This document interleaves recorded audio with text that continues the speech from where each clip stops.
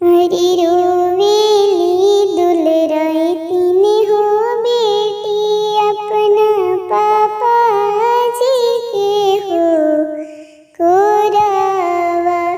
हरी रोवेली दुलराई तीने हो बेटी अपना पापा जी के हो कोरावा।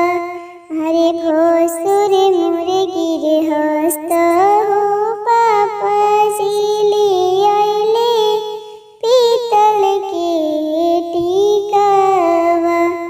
हरे भोसुर मोर गिरे हस्त हो पापा जी ले आइले पीतल के टीकावा।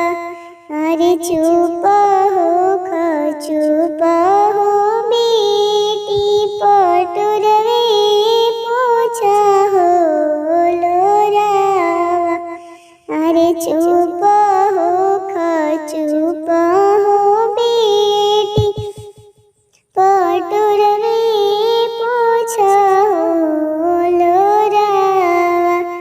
अरे पापा तोर सर्विसिया हो बेटी ले आई है सोने के टीकावा। अरे पापा तोहर सर्विसिया हो बेटी बनवाई है सोने के टीकावा। अरे रोवेली दुलराई तीने हो बेटी अपना चाचा जी के हो कोरावा। हरी रोवेली दुलराई तीने हो बेटी अपना भैया जी के हो कोरावा।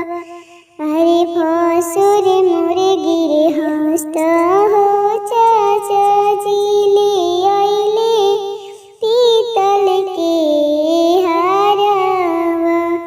हरे भसुर मोर गिरे हस्त हो भैया जी ले आइले पीतल के झुमका। अरे चुप हो चुप हो बेटी पटुरवे पूछा हो लोरावा। अरे चुप हो चुप हो बहिनी पटुरवे पूछा हो लोरावा। अरे चाचा तोहर सर्विसिया